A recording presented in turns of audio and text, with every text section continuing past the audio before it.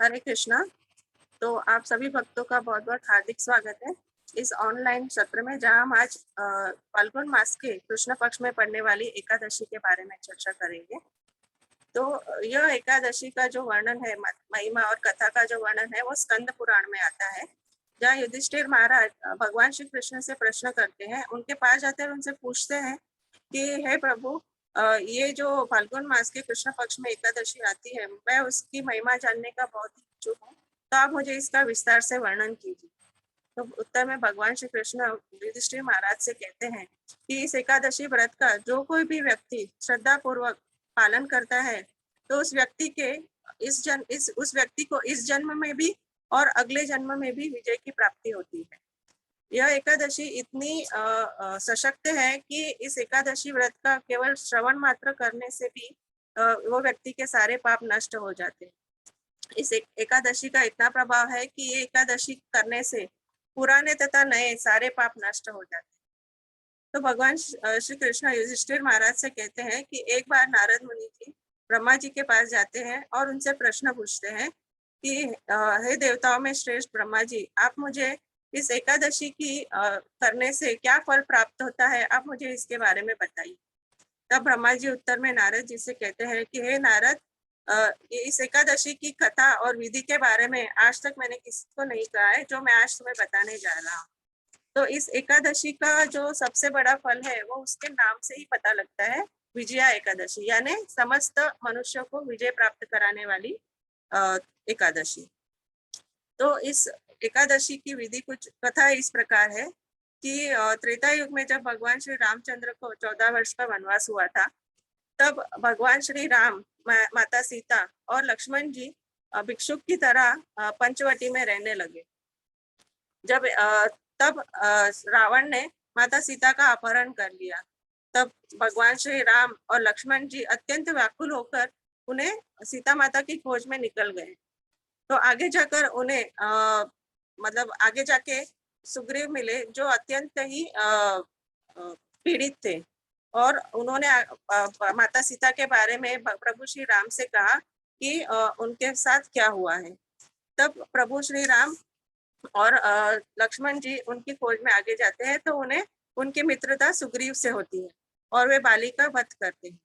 इसी प्रकार हनुमान जी भी माता सीता की खोज में लंका पहुंच जाते हैं और वहां जाकर वो माता सीता से मिलते हैं, उन्हें प्रभु श्री राम के बारे में बताते हैं, और माता सीता भी उन्हें प्रणाम करती है और वो समझ जाती है कि ये प्रभु श्री राम के ही दूत और सेवक है। तो हनुमान जी लंका दहन करके पुनः वापस आते हैं और प्रभु श्री राम को सीता मैया के बारे में सब कुछ बताते हैं। तब प्रभु श्री राम सुग्रीव के साथ निर्णय करते हैं कि हमें लंका की ओर जाना चाहिए। तब वे समुद्र के तट पर पहुंचते हैं। समुद्र के तट पर पहुंच के वो लक्ष्मण जी से परामर्श करते हैं कि अभी इस भयंकर समुद्र को हम कैसे पार करें। तब उत्तर में लक्ष्मण जी प्रभु श्री राम से कहते हैं कि इस द्वीप पर एक प्राचीन काल से वक्तालव्य नामक ऋषि रहते हैं, जो बहुत ही महान ऋषि हैं। हमें उनके दर्शन करने चाहिए और उनके पास जाकर हमें उनसे पूछना चाहिए कि हमें इस दुविधा से कैसे बाहर आए। तब वे सारे इसी निर्णय से वक्तालव्य ऋषि के आश्रम में पहुंचते हैं और उन्हें प्रणाम करते हैं। आश्चर्यचकित होकर वक्तालव्य मुनि प्रभु श्री राम से पूछते हैं कि हे प्रभु, आपके यहाँ आने का क्या आपका मतलब आप किस उद्देश्य से यहाँ पर आए हैं। तब प्रभु श्री राम उन्हें कहते हैं कि हमें इस समुद्र को पार करना है और रावण का वध करना है और लंका पर विजय प्राप्त करनी है। तो कृपया आप हमें इसका उपाय बताएं कि हम कैसे करें। तब वक्तालव्य मुनि उनसे कहते हैं कि फाल्गुन मास के कृष्ण पक्ष में आने वाली इस एकादशी के व्रत का अगर आप और आपके सारे मंत्रीगण श्रद्धा पूर्वक पालन करेंगे, तो विजय निश्चित ही आपको विजय की प्राप्ति होगी और आप समुद्र को भी पार कर पाएंगे। तब आगे वक्तालव्य ऋषि भगवान प्रभु श्री राम को इसको किस तरह करना है इसकी विधि बताते हैं।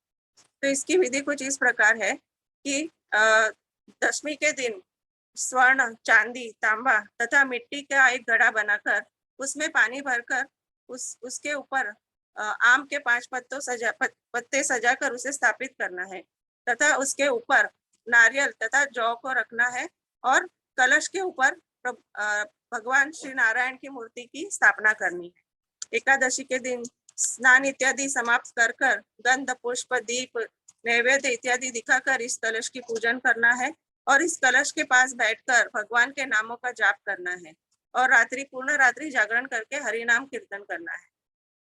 तत्पश्चात द्वादशी के दिन इस कलश को नदी के किनारे या तालाब के किनारे ले जाकर विधिवत इसकी पूजा करनी है और इस कलश को योग्य ब्राह्मण को दान देना है।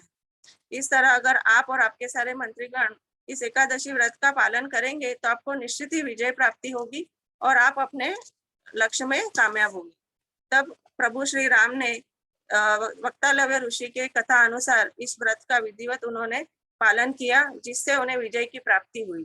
आगे भगवान श्री कृष्ण युधिष्ठिर महाराज से कहते हैं कि अगर यदि कोई व्यक्ति इस महिमा का कथा श्रवण भी करते हैं तो उन्हें अश्वमेध यज्ञ करने का लाभ प्राप्त होता है। तो हर एकादशी की तरह आइए इस एकादशी व्रत का भी हम निष्ठा पूर्वक पालन करें, ज्यादा से ज्यादा भगवान के नामों का जाप करें, तो भगवान की कथाएं सुने, भक्तों का संग ले, मंदिर जाकर भगवान का दर्शन करें और इसी तरह हमें एकादशी का पूर्ण तरीके से श्रद्धा से पालन करें।